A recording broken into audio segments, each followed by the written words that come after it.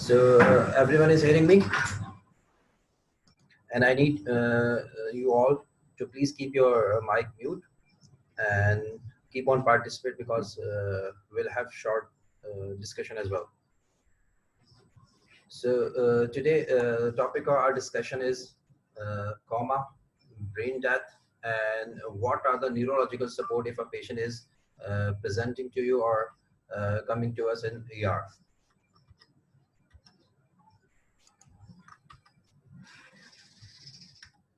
So, coma has various definitions, but a couple of definitions are widely used throughout the world. So, it is defined as a persisting state of deep unconsciousness. Means patient is unaware of the environment, and there is no motor or brainstem reflexes. Practically, we calculate as a state of death as a Glasgow coma scale, and if somebody is having a score of 8 or less, it is considered as state of coma.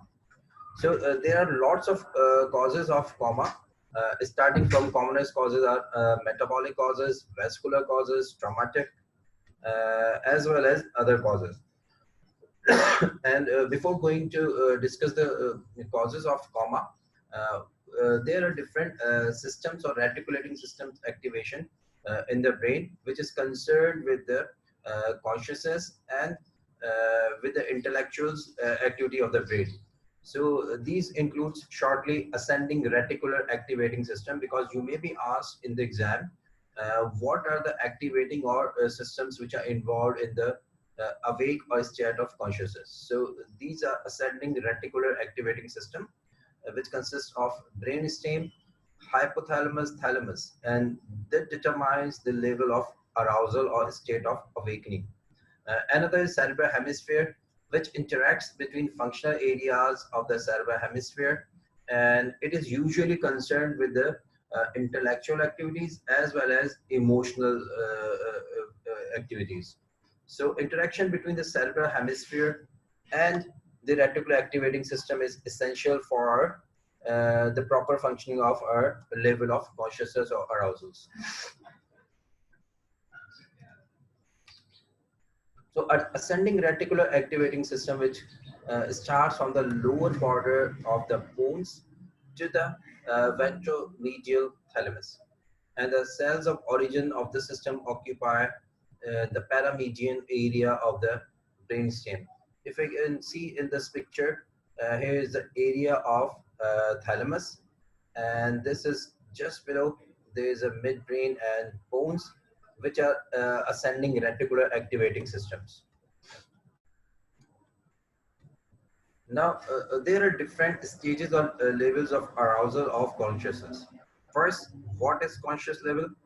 A person who's having attentive, having the good intellectual activities and cooperative, and that is well oriented with time, place, and person, and awareness of the self as well. This is considered as a well conscious person.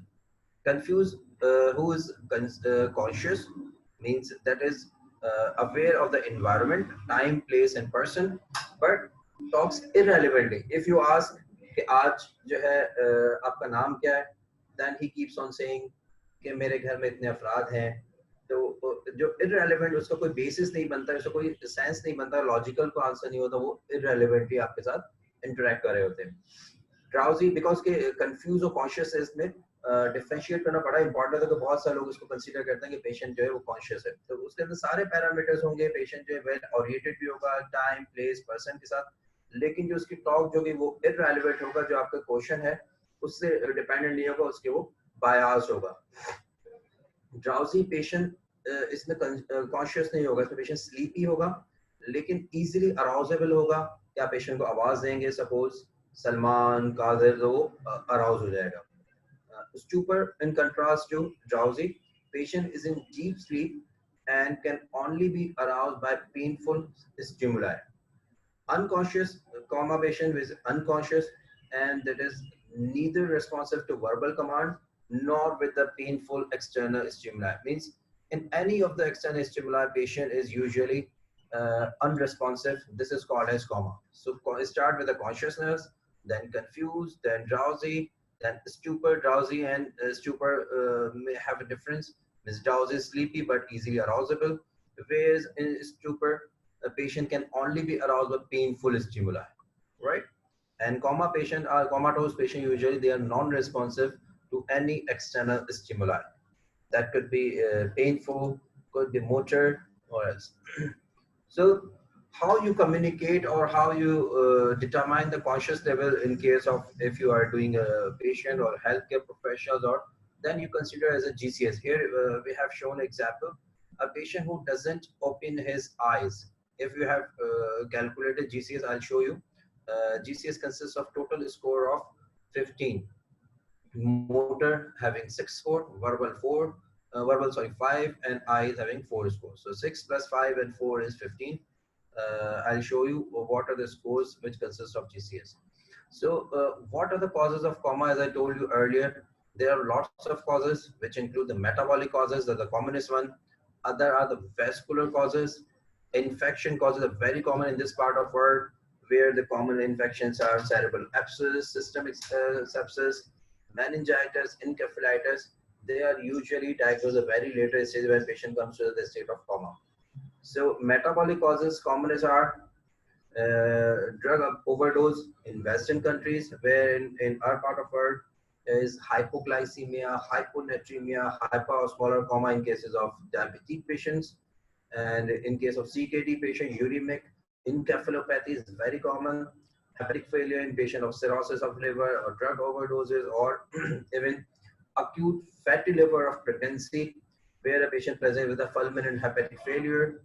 Then hyperammonemia in a refeeding patients of the ICU bedridden patients, respiratory failure, type 2 respiratory failure like COPD, pulmonary fibrosis, severe asthma, where type 2 respiratory failure is ensured and patient is having a coma, a state of coma. Hypothermia, severe hypothyroidism, where patient having hypothermia, hyponatremia, decreased conscious level, or even coma. So these are the metabolic causes.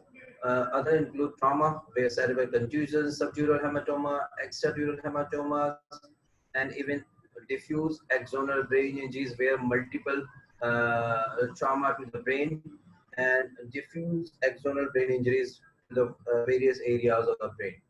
And these patients having high mortality of diffuse axonal injuries, and even they go into the vegetative state. So vascular diseases are subarachnoid hemorrhage, brainstem infarction or hemorrhages, intracerebral hemorrhage, cerebral venous sinus thrombosis. Here, one thing is very important. Usually, a patient of having cerebral ischemia, they usually don't go into coma until unless other comorbid is present. So they usually present with even monoplegia, hemiplegia, difficulty in speaking, or intellectual problems, but they usually don't go to coma. Infections like meningitis, encephalitis, systemic sepsis. Others are epilepsy. If a patient is having status epilepticus of longer duration, brain tumors, and even functional patients. So ABPU scale is usually a very simplified scale to assess the alertness or conscious level. So here ABPU, A stands for alert, V for verbal, P for pain, and U for unresponsiveness. So on this criteria, we can go for GCS score as well. If a patient is having ABPU score is below A, means patient is not alert, then we calculate a GCS score. So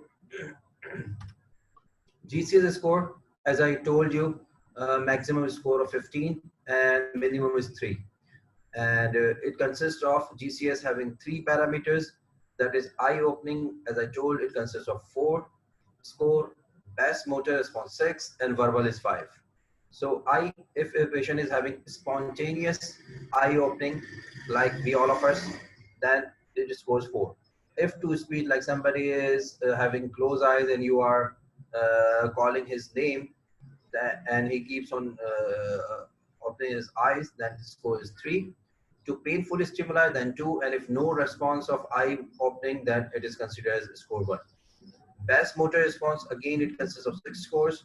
If somebody is moving his or her limbs, like if you keep in command that can you raise your hands or can you raise your legs. If he obeys command, that is 6. If it localizes to painful stimuli, like if you are giving him pain to like his upper limb or lower limb, and if it localizes, then it is 5. Flexion to painful stimuli or withdrawals, like if you're applying a pressure over sternum and patient is having flexion of hands, then it is score 4. Abnormal flexion, like internal rotation of shoulders, you apply pressure to anywhere of the part, and if patient is having abnormal flexion like internal rotation of shoulders, then it is score 3. Extensor response, like shoulders having extension or extension of wrist, then it is 2. And if no response, it is 1. Verbal response, if patient is well oriented, then it is 5. If confused, as I told, if patient is conscious but talks irrelevantly, then this is 4. Inappropriate words, inappropriate words means कि आपको word समझ में तो आ रहा है लेकिन उस patient की कोई मीनिंग नहीं है. 4 और 3 के अंदर बहुत ज्यादा डिफरेंस नहीं होता. यूजुअली 4 और 3 बहुत इंटरमिंग्ड है, लेकिन 4 मींस के पेशेंट जो आपकी बिल्कुल इररेलेवेंट ना हो, आप कंफ्यूज कन्वर्सेशन हो, this is 4. Inappropriate word 3. Incomprehensible sounds, यानी आपको उसकी आवाज जो है वो आपको समझ में ना आ रही हो, लाइक मम्बलिंग कर रहा हो पेशेंट, तो उसके अंदर इसको इसका 2. और अगर कोई रिस्पांस ना आए, लाइक पेशेंट के अंदर कोई वर्बल रिस्पांस ना हो, देन दिस इज 1. सो यहाँ एक एग्जांपल एक शो की गई कि अगर आप किसी पेशेंट के अंदर जीसीएस कैलकुलेट करते हैं तो हम कैसे उसको कैटेगराइज करते हैं. लाइक सपोज एक पेशेंट है जिसके अंदर आपके एक वार्ड के अंदर या हॉस्पिटल के अंदर ईआर में कहीं भी आप काम कर रहे हैं, और पेशेंट जो है वो अपनी आईज ओपन नहीं कर रहा. आपने उसको जो है पहले उसको देखा स्पॉन्टेनियसली उसकी आई ओपनिंग है, वो आपको आई ओपन नहीं है. आपने उसको वर्बल कमांड दी, उसको नाम से पुकारा या कहा आंखें खोलो, उसके बाद भी कोई रिस्पॉन्स नहीं किया. देन आपने उसको पेन दिया, उसको कि भाई पेन पे अपनी आईज ओपन कर रहा है यहाँ पर स्टेनम पे या सुप्रा ऑर्बिटल रिज पे, तो पेशेंट के कोई आपको कमांड नहीं मिल रही. Then this is considered as इसकी आई का जो स्कोर है 1. ठीक है. और विथड्रॉ कर रहा है, पेन और ग्रोनिंग नॉइजेस कर रहा है. ठीक, जैसे मैंने कहा था M6 का मतलब है कि पेशेंट जो है वो अपनी वर्बल रिस्पांस पे आपको मोटर कमांड फॉलो करे. लाइक आपने कहा कि अपने हाथ ऊपर उठाओ, पांव ऊपर उठाओ, रिस्पांस होगा जैसे 6. ठीक है. 5 का मतलब कि पेशेंट जो है वो आपको लोकलाइज कर रहा है. ठीक है, पेन के ऊपर. 4 का मतलब कि पेशेंट जो है या तो इसके अंदर फ्लेक्शन रिस्पांस हो या एब्नॉर्मल डिसीज या ग्रोनिंग हो, तो दिस इज स्कोर 4. देन आपने उसको पेशेंट को कहा कि भाई आपके जो है वॉइस जैसी ग्रोनिंग नॉइज आ रही है, यानी इनकॉम्प्रिहेंसिव स्पीच. वर्बल के अंदर पेशेंट नॉर्मल स्पीच है तो इसका वर्बल 4 है. अगर कंफ्यूज स्पीच है तो इसका जो है सॉरी वर्ब अगर नॉर्मल है तो 5. अगर जो पेशेंट कंफ्यूज है तो 4. और अगर पेशेंट जो है उसका इनएप्रोप्रिएट है तो 3. और अगर पेशेंट के अंदर जो है आपका इनकॉम्प्रिहेंसिबल या आपकी जो है इसके अंदर ग्रोनिंग वो नॉइजेस हो, यानी पेशेंट की आवाज आप समझ ना पाएंगे क्या कहना चाह रहा है, दिस इज 2. अब कोई रेस्पॉन्स ना 1. तो अगर पेशेंट जो है उसके आई ओपनिंग कोई भी नहीं है, उसकी विथड्रॉ कर रहा है जस्ट पेन से, that is M4. And groaning noises, this is called incomprehensive जो है उसकी स्पीच है, दिस इज 2. तो अगर हम इसको सम करते हैं like E1, M4 and V2, then this is score 7. इसी तरह एक पेशेंट है, आपने उसको कहा कि अपने हाथ ऊपर उठाओ, उसने अपने हाथ ऊपर कर लिए. आई ओपनिंग जो है उसकी उसका स्कोर M6 है. और अगर पेशेंट जो है वो अपनी इसकी आई ओपनिंग जो स्पॉन्टेनियस नहीं, लेकिन आपने उसको आवाज दी और उसने आईज अगर खोल ली, तो इसका E5. और वर्बल रिस्पॉन्स जो पेशेंट जो है वो कॉन्शियस है लेकिन उसकी स्पीच कंफ्यूज है, सो V4. सो उस पेशेंट का M6, E3 और V4. तो V4 प्लस 3 एंड प्लस 6, तो उसका 13 स्कोर होगा, जो कि माइल्ड कंफ्यूजन किसी भी पेशेंट के अंदर हो जाता है. तो इसकी बेस पे हम जो है जीसीएस पेशेंट का कैलकुलेट कर सकते हैं. और अगर किसी का स्कोर अगर 8 या इससे कम होता है तो consider as a common. Now differential diagnosis के कौन से हम जो है पैरामीटर उस पेशेंट के अंदर देखना चाहेंगे, जिसमें आप जो इसकी ताकि डायग्नोसिस एटलीस्ट डिफरेंशियल्स में पहुंच सके, उसके कॉमन कॉज क्या है. ठीक है, कोई मेटाबॉलिक कॉज है, कोई न्यूरोलॉजिकल कॉज है, वेस्कुलर कॉज है, या फंक्शनल तो नहीं है पेशेंट. तो उसको कैटेगराइज किया गया है यूजुअली कि अगर पेशेंट्स के अंदर कोई न्यूरोलॉजिकल आपको साइन ना मिले. न्यूरोलॉजिकल साइन का मतलब है कि उसके अंदर कोई लिम्ब के अंदर आपको एबनॉर्मलिटी ना मिले, यानी फोकल न्यूरोलॉजिकल साइन ना मिले, लाइक आपको उसका कोई हैंड्स के अंदर कोई एबनॉर्मल मूवमेंट्स ना हो, कहीं पे उसकी टोन खराब ना हो, उसका पावर कम ना हो, उसके रिफ्लेक्सेस नॉर्मल हो, और जो पेशेंट जो है उसके अंदर आपको कोई आई के अंदर मूवमेंट का तो आपको प्रॉब्लम ना मिले। तो ये तो आपने क्लिनिकली उसको जजमेंट कर लिया कि उसका कोई फोकल न्यूरोलॉजिकल साइंस नहीं है। फर्दर आपको इसके अंदर कंफर्मेटरी के लिए आप सीटी स्कैन्स और cellular content like CSF analysis करवाते हैं। अगर उस पेशेंट के अंदर आपको क्लिनिकली कोई ऐसा एविडेंस नहीं मिलता, सीटी स्कैन में कुछ नहीं है, सेलुलर कंटेंट में कुछ नहीं है, या एक बात बड़ी इंपॉर्टेंट है कि इन सबसे पहले हिस्ट्री के अंदर आपको कोई ऐसा कंक्लूसिव एविडेंस नहीं मिलता, then this is considered as a no focal neurological signs. ठीक है। Another is patient having focal neural signs, यानी आपको उसके अंदर क्लिनिकली कुछ मिल जाता है, लाइक पेशेंट का एक लिम्ब जो है उसके अंदर मूवमेंट पावर कम है, हो सकता है कि बिल्कुल जो है मोनोप्लेजिया हो या मोनोपैरासिस हो या हेमीप्लेजिया हो या इवन पैराप्लेजिया हो, और उसके अंदर वॉइस के अंदर उसके अंदर आर्टिकुलेशन में मसला हो या इसके अंदर एफेजिक हो, डिस्फेजिक हो, तो आप इसको ये फोकल न्यूरोलॉजिकल साइंस है। ठीक है ना।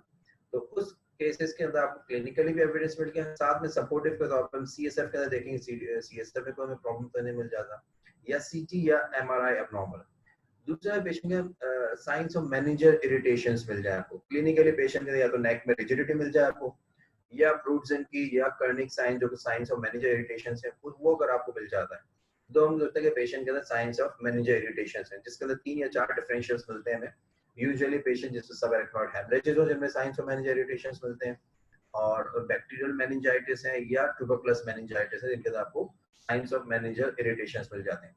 लेकिन यह इंपॉर्टेंट बात है कि मेनिंजल इरिटेशंस की जो सिग्निफिकेंस है वो 2 एज ग्रुप के अंदर इतनी ज्यादा नहीं है, जो एक्सट्रीम्स ऑफ एज है, लाइक छोटे बच्चों के अंदर, या जो ओल्डर जो पेशेंट्स या फ्राइड या जिनके अंदर मल्टीपल कोमॉर्बिड्स हैं 65-70 इयर्स की एज, उनके अंदर इन दोनों की कोई एज सच बहुत ज्यादा सिग्निफिकेंस नहीं है। तो ये आपको वहां पर जो है कंफ्यूज कर सकता है कि इस पेशेंट के अंदर हमें साइंस ऑफ मैनेजर इरिटेशंस नहीं मिल रही, बट कंसल्टेंट जो उनके अंदर सस्पेक्ट कर रहे होते हैं कि उसको या तो टीबीएम है या बैक्टीरियल मेनिंजाइटिस है, तो ये एक बड़ा इंपॉर्टेंट है। और साथ में सपोर्टिव के तौर पे इसलिए फिर हम ऑर्डर करते हैं कि सीटी स्कैन्स या एमआरआई या इवन सीएसएफ के अंदर हमें कोई ऐसा क्लू मिल जाए, कोई मैस लीशंस मिल जाता है, कोई सबरेक्टल हेमरेज का एविडेंस मिल जाए, या इवन मेनिंजाइटिस का एविडेंस मिल जाए। So disease without any focal neural signs उसमें कौन कौन सी हैं जो कॉमनली हमारे यहाँ है, जिसका ऑलरेडी हम मेंशन कर चुके हैं। तो उसके अंदर पेशेंट के अंदर hypoglycaemia, hyper osmolar non ketotic comas, hepatic failure like hyperammonaemia, इसका डायबिटिक कीटोएसिडोसिस है। सो ये हमारे यहाँ कॉमन है, but if we look at the causes from top to bottom है, तो disease that causes no focal or lateralizing neurological signs, जो already बता चुके कौन सी न्यूरल साइंस होती है, and usually with normal brainstem functions, and CT scans और CSF सारे एनालिसिस आपको within limits मिले, यानी उसके अंदर WBC काउंट्स भी नॉर्मल हो, और इस पेशेंट के अंदर आपको सारी चीजें जो है वो आपको नॉर्मल होते हैं। अच्छा, somebody has asked what is pseudocoma. This is usually functional patients के अंदर हमें मिलता है कि पेशेंट्स हैं वो due to some social circumstances or whatever it is, they present as a pseudocoma. ठीक है ना। उसके अंदर पेशेंट्स के अंदर हमें पोस्चर वो बड़ा एब्नॉर्मल पोस्चर मिलता है। यूजुअली जो कोमाटोज पेशेंट होते हैं उनके अंदर जब हम आई की मूवमेंट आगे हम चेक करेंगे कि प्यूपिलरी मूवमेंट जब हम चेक करते हैं, यूजुअली प्यूपिलरी मूवमेंट जो होती है वो हमें उसके अंदर नहीं मिल रही होती, लेकिन उनकी जो है आई रोलिंग जो है वो अपवर्ड और इनवर्ड कंटिन्यूअस मूवमेंट मिलती है हमें। रिफ्लेक्सेस हमें नॉर्मल मिलेंगे, कोई साइंस ऑफ लोकलाइजेशन नहीं होगी। इसके अलावा कोई हमें फीवर, कोई इसका कोई एविडेंस नहीं मिलेगा, ना हिस्ट्री के अंदर ना क्लिनिकल एग्जामिनेशन के अंदर। तो इम्पोर्टेंट थिंग है उसके आई की मूवमेंट्स, नेक, secondly तो इसके power या reflexes या signs of manageriation, they all are absent in patient having functional patients. So CT या cellular contents तो normal होंगे इसके अंदर, और causes के अंदर intoxications like alcohol, sedative drugs like benzodiazepines, opiates, and metabolic disorders like anorexia, hyponatremia, hyperglycemia, hypoglycemia, even hypercalcemia, uremia, Addisonian crisis. Patient having Addison's disease, they usually present with a sudden crisis of having severe comatose state. And sepsis, like systemic infection, septicemia, typhoid fever, even malaria. and shock from any cause, like that could be because of hypovolemic shock or even septic shock, cardiogenic shock, they may present with the state of coma if pressure is low enough. And post-epileptic state or status epilepticus patients, hypertensive encephalopathy where blood pressure, systolic blood pressure is more than 200 and diastolic blood pressure 110 or above. Severe hyperthermia or even hypothermia, which affects the thermal regulatory system of our brain, which is usually in the brain stem, and patient usually presents with a state of coma. So these were the cases where no focal neurological signs or lateral issue is there. But if somebody is having focal neurological sign, as I already told, कि उनके अंदर या तो कोई एक limb या half वो patient का weak होगा, या उसके अंदर कोई sensations impaired होंगी, या उस patient के अंदर कोई verbal के अंदर problem होगा, या consciousness या intellectual activities जो है उसकी disturb होंगी, या emotionally liable होंगे. So disease that causes focal brainstem or lateralizing cerebral signs with or without changes in the CSF, CT and MRI are abnormal, but CSF may or may not be normal. So these include any hemorrhage or infarction in the brain, brain abscess, subdural lymphoma, brain tumor with surrounding edemas, tumors like epidural, subdural hemorrhages, brain contusions, or even diffuse axonal injuries. Metabolic causes with pre-existing focal deficit means कि जरूर नहीं एक patient को जो है अगर metabolic coma है तो उसके साथ साथ प्री एक्जिस्टिंग नहीं हो सकता. लाइक अगर इसकी बहुत कॉमन एग्जांपल हम देखें तो बहुत सारे ऐसे पेशेंट जो कि सब एरेक्नॉइड हेमरेजेस के होते हैं, उनके अंदर hyponatremia due to syndrome of inappropriate ADH बहुत कॉमन होता है. तो उस पेशेंट के अंदर पहले तो फोकल न्यूरल साइन तो प्रेजेंट होगा, लेकिन साथ में मेटाबॉलिक इवेंट अभी हो चुका है, तो इसके अंदर हमें साथ में चीज मिल सकती है. लाइक दूसरा एक पेशेंट वो डायबिटिक पेशेंट हो और सब एरेक्नॉइड हेमरेज अभी उसने डेवलप किया है. सब एरेक्नॉइड हेमरेज जो कि अभी रिसेंट इवेंट है, साथ में उसको सिवियर हाइपरग्लाइसीमिया या हॉन्क में चला जाए तो उसके अंदर हमें दोनों पिक्चर जो कॉन्कोमिटेंट मिल सकती है. But it needs very expertise. जितने नंबर ऑफ पेशेंट्स हम देखते हैं, जितने अपनी रेगुलर प्रैक्टिस में रहते हैं, उसके अकॉर्डिंगली आप जो इसका जजमेंट हो सकता है. Then miscellaneous cortical venous sinus thrombosis. Others include herpes simplex, encephalitis, septic emboli due to acute or subacute bacterial endocarditis, disseminated encephalomyelitis, even thrombotic thrombocytopenic purpura, where patient is having fever, severe headache, loss of consciousness, and hemolytic anemias with renal impairment. So this is a pentate. Usually thrombotic thrombocytopenic purpura. ये painted है, usually females के अंदर होता है. Patient के अंदर fever with headache, haemolytic anaemia, renal impairment और पर्पुरियासिस patients के अंदर प्रेजेंट होते हैं. सेरेब्रल वेस्कुलाइटिस आल्सो पेशेंट के अंदर फोकल न्यूरोलॉजिकल साइंस होंगे. से कॉमन एग्जांपल इज एसएलई, जिसके अंदर पेशेंट के अंदर फोकल न्यूरोलॉजिकल फीचर्स आते हैं, यूजुअली इन यंग फीमेल. लेकिन उससे कोई हमें दूसरा कॉज नहीं मिलता, लाइक कोई एथेरोस्क्लेरोटिक चेंजेस नहीं होते, कोई ब्लड प्रेशर के हिस्ट्रीज नहीं होती, कोई डिस्लिपिडीमियाज नहीं होते, कोई हाइपरटेंशन नहीं है, कोई फैमिली हिस्ट्रीज नहीं होती. लेकिन यंग फीमेल पेशेंट के अंदर along with other systemic features cerebral vasculitis develop हो सकता है. But this is a cause of exclusion. हम पहले दूसरे जो कॉजेज जो कॉमनेस्ट कॉज है उनको रूल आउट करने के बाद हम डिसाइड करते हैं. Another condition is atrial myxoma. ये भी वेस्कुलाइटिस की तरह प्रेजेंट करता है पेशेंट के अंदर with cardiac murmurs, and patient के अंदर फोकल न्यूरल साइंस प्रेजेंट हो सकता है. So meningitis syndrome which I already told कि सब एरेक्नॉइड हेमरेजेस हैं, रप्चर्ड एनेरिज्म्स हैं, एवी मालफॉर्मेशंस के bacterial meningitis, viral encephalitis. Others include fat embolisms, cholesterol embolise, lymphomatous meningitis, and even patient के अंदर carcinomas. और इनके अंदर हमें पेशेंट के अंदर नेक रिजिडिटी, जो signs of meningeal irritation like neck rigidity है, ब्रोडजिनकी साइंस है, एंड कर्निक साइंस. नाउ एक पेशेंट आपका आ जाता है हॉस्पिटल के अंदर इमरजेंसी में. So how to approach a patient of coma. सबसे पहले जो आपके लेवल सबसे इम्पोर्टेंट है कि बहुत सारे लोग डायरेक्टली जंप कर जाते हैं इवन हाउस जॉब के दौरान या even starting of the PG shift training. they directly conclude diagnosis on the basis just या तो labs की base पर या short examination पे. तो basic rule is for all. Like कि आपको जब भी किसी भी चीज को अप्रोच करना है तो proper history is very essential to make a good differentials.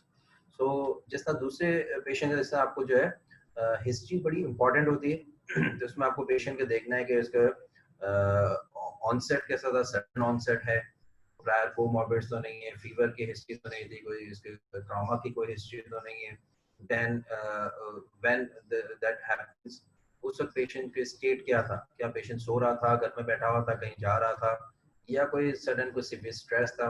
तो proper history which includes presenting complaints, past history and systemic inquiry, ये सारी चीजें जो एक हिस्ट्री के पैरामीटर्स को फॉलो करने के बाद फिर हम जनरल एग्जामिनेशन की तरफ पहुंचते हैं जहां पर हमें क्विकली जो असेसमेंट करनी होती है बिकॉज एक कोमाटोज पेशेंट जो है उसके लिए एवरी सेकंड मैटर्स.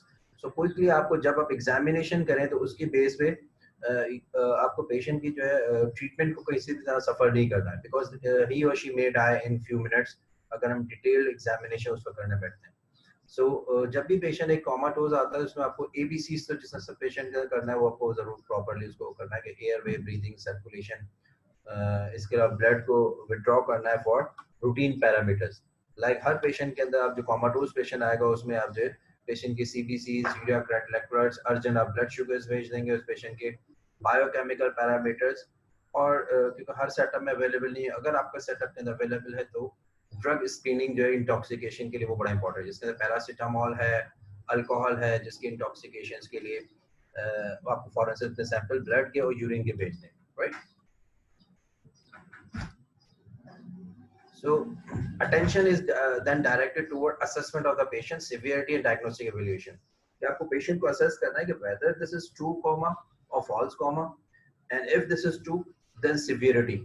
ठीक है, as I told कि GCS जो है वो 8 और less जो है वो कॉमा है, आपको उसकी severity असेस करना है कि पेशेंट के अंदर ब्रेन स्टेम के रिफ्लेक्सेस या कॉर्टिकल जो है उसके फीचर्स वो कितने आ रहे हैं पेशेंट के अंदर, पेशेंट के अंदर ऑक्सीजन सैचुरेशन कितना है, टेम्परेचर्स कितने हैं, पेशेंट कितना रन कर रहा है, और इसका कोई कॉमॉर्बिड्स तो नहीं है पेशेंट को, ये सारी चीजें आपको, और फिर डायग्नोस्टिक इवैल्यूएशन के आपको फौरन से डिसाइड करना है कि उस पेशेंट के अंदर कोई साइंस ऑफ न्यूरोलॉजिकल फीचर्स है तो अर्जेंट सीटी स्कैन.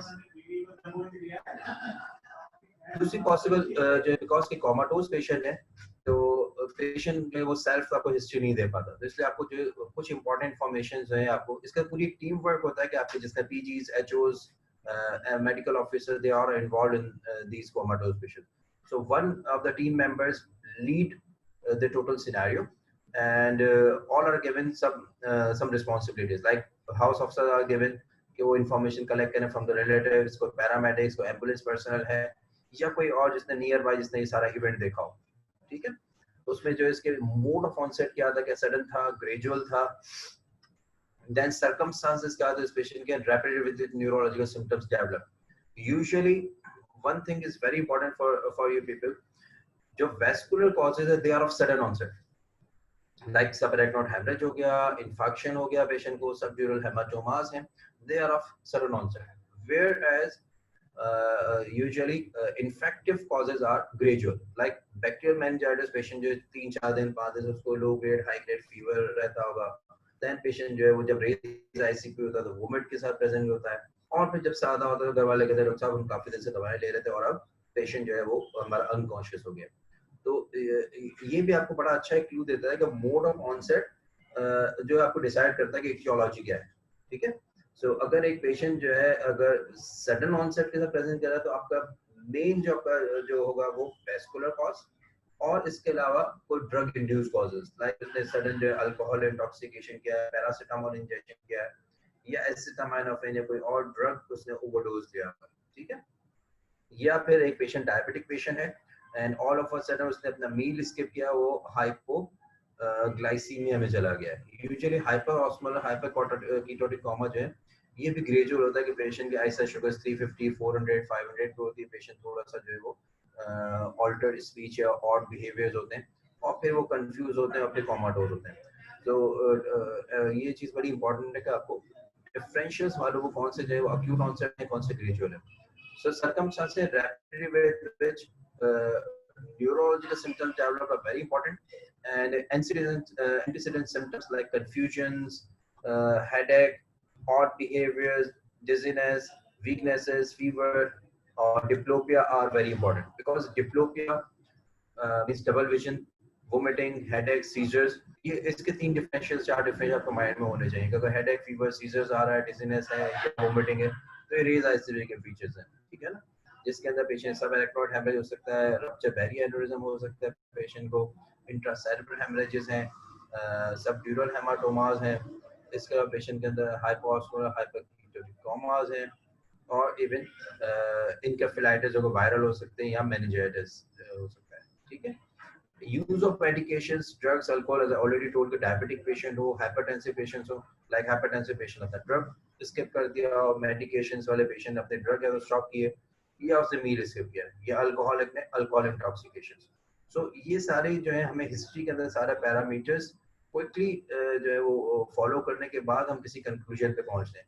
कोई prior comorbid तो नहीं है, like patient जिसको chronic kidney disease है, अगर उसको यूरिन आउटपुट जो है वो सडनली एन्यूरिक हो गया है पेशेंट, या उससे अपने ड्रग स्टॉप करती है, या पेशेंट ने कोई ऐसी कोई ड्रग ले लिया, तो आपके फौरन से माइंड में होगा ये क्रोनिक किडनी डिजीज वाला पेशेंट जो है वो यूरिमिक इनकेफेलोपैथी में चला गया, लाइक क्रोनिक लिवर डिजीज का पेशेंट है, अल्कोहलिक लिवर डिजीज का, वो कंटिन्यू अपनी अल्कोहल ले रहा है, देन आप कह सकते हैं फुलमिनेंट जो है वो लिवर डिजीज में चला गया है।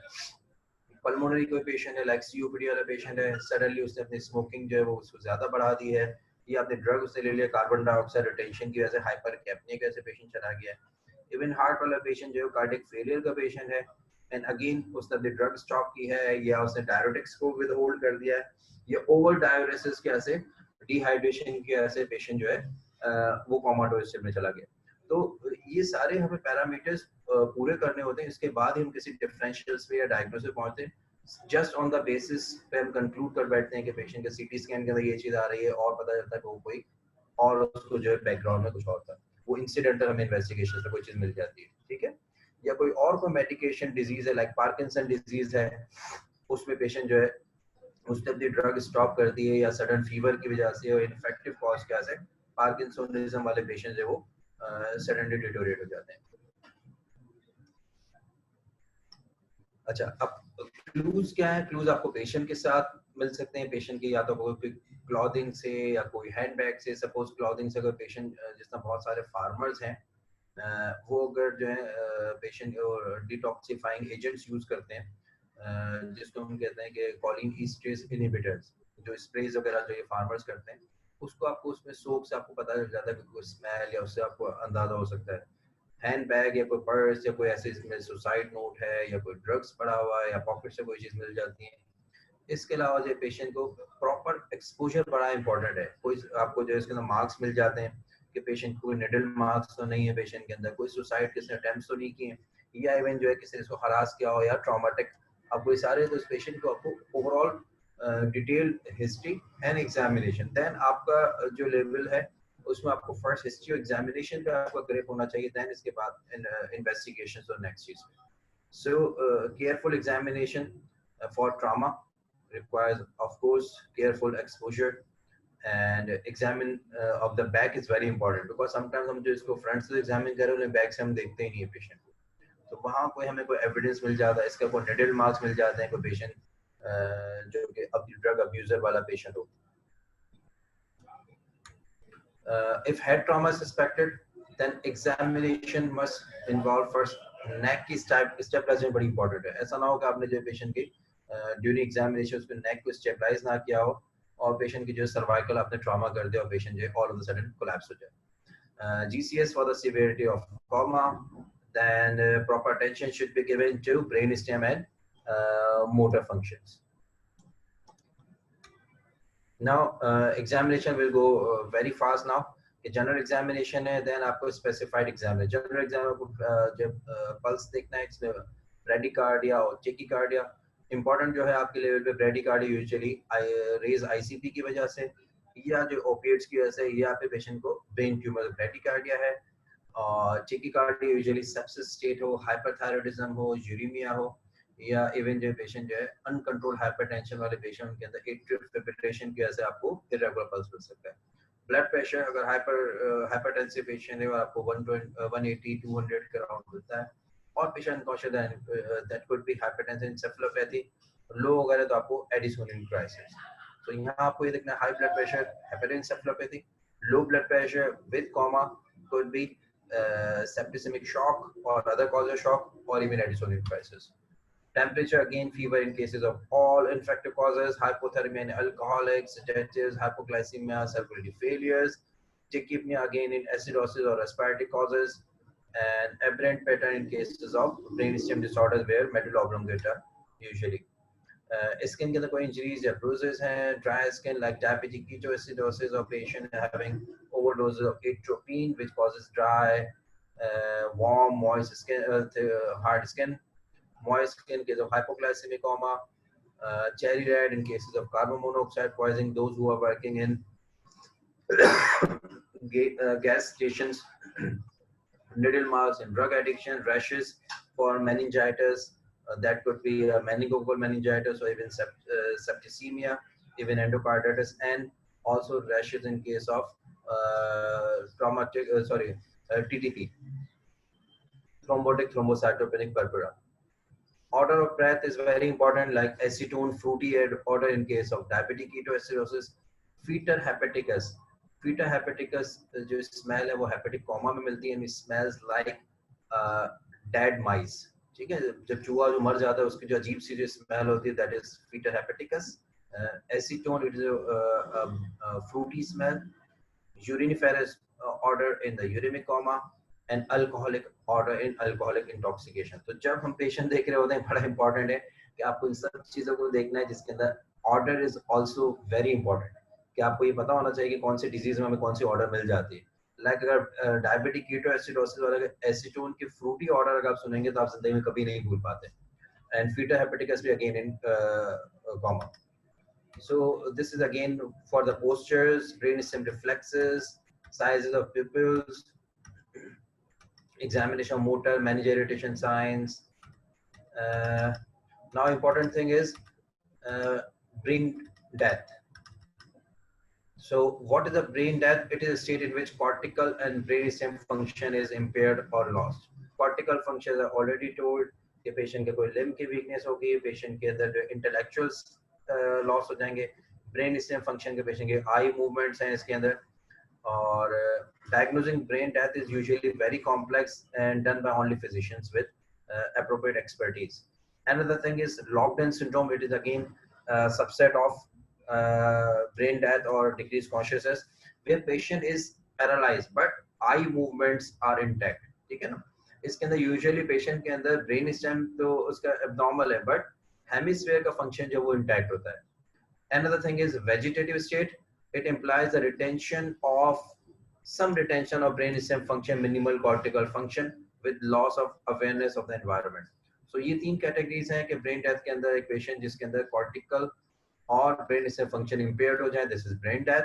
लॉक्ड इन सिंड्रोम के अंदर पेशेंट का जो है ब्रेन स्टेम का फंक्शन तो नॉर्मल हो लेकिन सम प्रिजर्व हेमिस्फेरिक फंक्शन हो, और वेजिटेटिव स्टेट के अंदर दोनों के फंक्शन जो वो मिनिमल हो, लाइक ब्रेन स्टेम का भी और कॉर्टिकल फंक्शन का भी. बट इंपॉर्टेंट थिंग इज तीनों स्टेट के अंदर जो एनवायरनमेंट में अवेयरनेस है वो लॉस हो जाएगी, राइट. दोनों का एबनॉर्मल हो, दिस इज ब्रेन डेथ. अगर जो इसके अंदर ब्रेन स्टेम एबनॉर्मल हो, कॉर्टिकल इंटैक्ट हो, लॉक्ड इन. अगर जो इसके अंदर मिनिमल प्रिजर्वेशन हो दोनों की ब्रेन स्टेम और कॉर्टिकल की, that this is vegetative state. ठीक है. So this is a criteria for diagnosing brain death very quickly because we have very short of time. So